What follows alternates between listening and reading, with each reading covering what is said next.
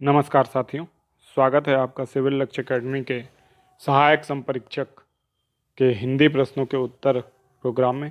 ठीक है, तो हम शुरू करते हैं यहाँ पे बिना देरी किए। पहला प्रश्न था तद्भव शब्द का उदाहरण है। ठीक है, तो तद्भव शब्द का उदाहरण पूछा था, तो इसका सही उत्तर होगा आपका आँखें। ठीक है, तो आँख होगा इसका सही उत्तर, तो इसको याद रखना है आपको, आँख इसका सही उत्तर होगा। ठीक है, नेक्स्ट क्वेश्चन है हिनहिनाना। हिनहिनाना शब्द कैसा है? तो ये देशज शब्द होना चाहिए। ठीक है, देशज शब्द। नेक्स्ट क्वेश्चन है चश्मा। चश्मा जो है एक विदेशी शब्द है, तो इसका उत्तर होना चाहिए, तीसरे प्रश्न का उत्तर चश्मा होना चाहिए, 103। नेक्स्ट क्वेश्चन है समोच्चारित भिन्नार्थक शब्द, तो इसका आंसर होगा सी, अनल अनिल। ठीक है, अनल अनिल इसका सही उत्तर होगा। नेक्स्ट क्वेश्चन है यह महिला का पर्यायवाची शब्द नहीं है, तो ऑप्शन सी पत्नी जो है महिला का पर्यायवाची शब्द नहीं है। नेक्स्ट क्वेश्चन है मधुर बोलने वाले को एक शब्द में क्या कहते हैं, तो इसका सही उत्तर है मृदुभाषी।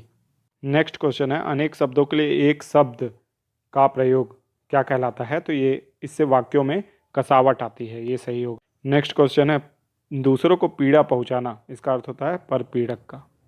नेक्स्ट क्वेश्चन है सार्थक शब्दों का व्यवस्थित समूह जिससे कोई सम्यक अर्थ प्रकट होता है, वाक्य होगा।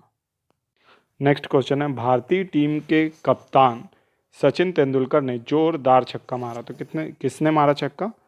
तो सचिन तेंदुलकर में। तो विधेय वाक्य सचिन को विधेय होना चाहिए, और बाकी इसका आंसर और किसको लेगा ये देखना होगा।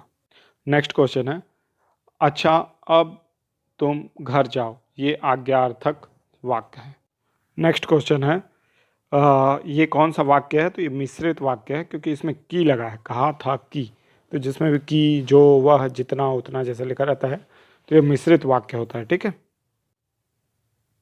रचना के आधार पर वाक्य के भेद हैं। नेक्स्ट क्वेश्चन है निम्नलिखित में से परिणाम बोधक संकुचित वाक्य, तो इसका आंसर होना चाहिए सी, पत्ते सूख रहे हैं इसलिए पीले दिखाई देते हैं। नेक्स्ट क्वेश्चन है अर्थ के आधार पर वाक्यों के भेद, तो ये 8 हैं। नेक्स्ट क्वेश्चन है निम्नांकित में से कौन सा वाक्य निषेधवाचक है, तो इसका आंसर होगा डी, उपरोक्त सभी जो वाक्य हैं निषेधवाचक हैं। नेक्स्ट क्वेश्चन है शुद्ध वाक्य का चयन कीजिए, तो इसका आंसर होगा ऑप्शन डी, देश में अराजकता बढ़ रही है। नेक्स्ट क्वेश्चन है अशुद्ध वाक्य का चयन कीजिए, तो इसका आंसर ऑप्शन